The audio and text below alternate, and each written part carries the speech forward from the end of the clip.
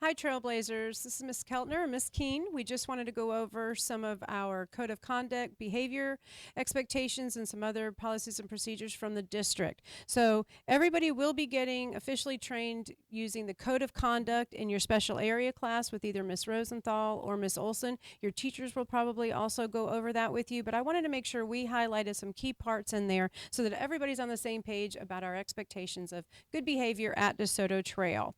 All right, so student expectations, you are to conform to reasonable standards of socially acceptable behavior. What does that mean?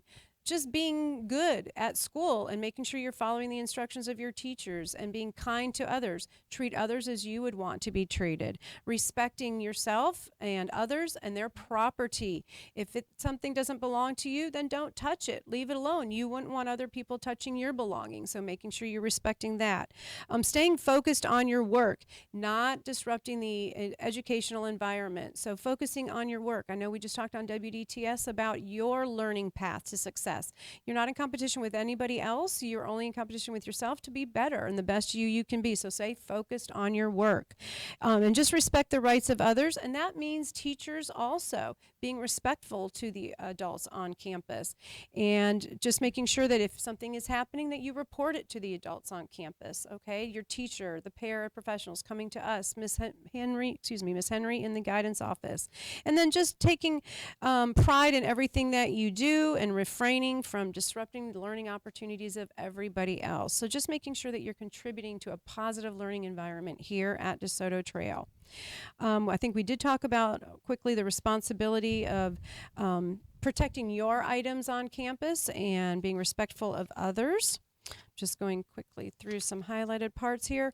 We do not tolerate bullying on campus. So if somebody's being mean to you once, under the definition of bullying, that is just them not being nice. That's not bullying. It's got to be a repeated pattern. But by all means, when somebody's not being nice to you, report it immediately. Tell an adult here on campus. Tell your parents. They can report it to us also if something's going on.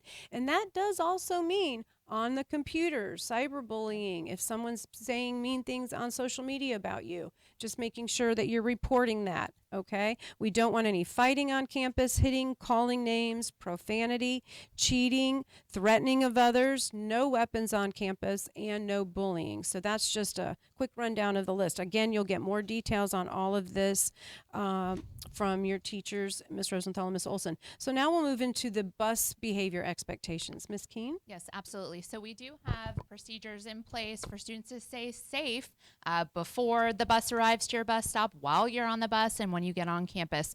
So students, when you're at your bus stop in the morning and even the afternoon, that counts as a part of being on a Leon County Schools campus. So expectations are the same.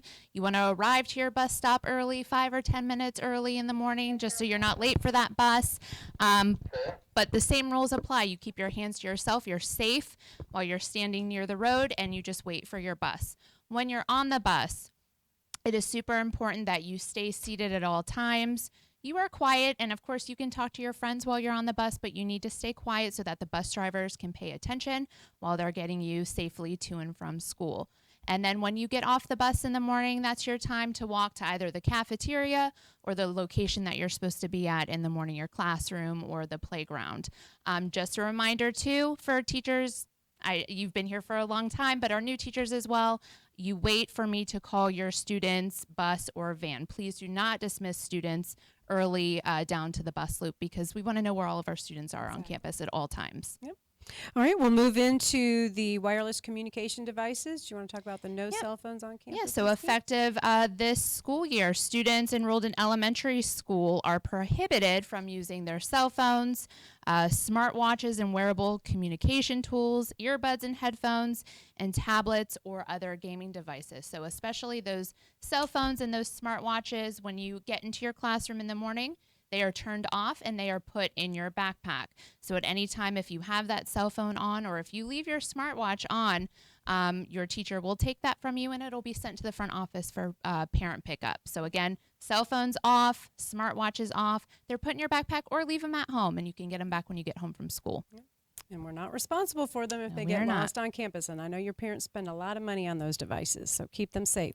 All right, moving into if we do have any behavior issues, a discipline referral will be written by your teacher and sent into the guidance office and administration for us to have some consequences for your behavior. So make sure that you know that you could be put in school suspension, out of school suspension. We do have some timeout and counseling times in there. We know you know what good behavior is, Trailblazers. Your parents raised you right. We're trying to give you those guidelines. And we know sometimes you make a mistake, but let's learn from those mistakes so that you stay out of discipline trouble in the future.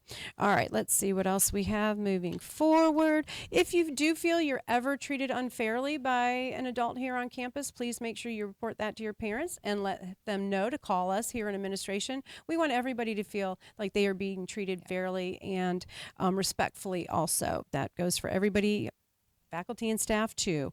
All right, let's see. I want to move into the Fortify Florida app real quick. If you see something, hear something, you've got to say something. So if something doesn't seem like it's safe or off here on campus, you see something that doesn't look like it's in the right place or anything that you feel scared about, please let an adult know.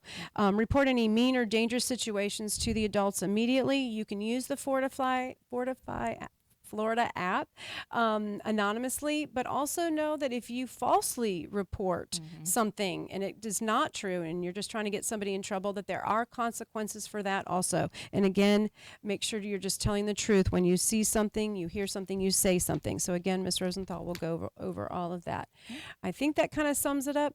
We are all in charge of the safety of on our campus, so I want everybody to take responsibility for that so that you can focus on your learning and be the best trailblazer you can be. All right, thank you for your attention to this video. Again, make sure you pay attention to your teachers and follow instructions, and adults on campus, stay safe, trailblazers. Thank you.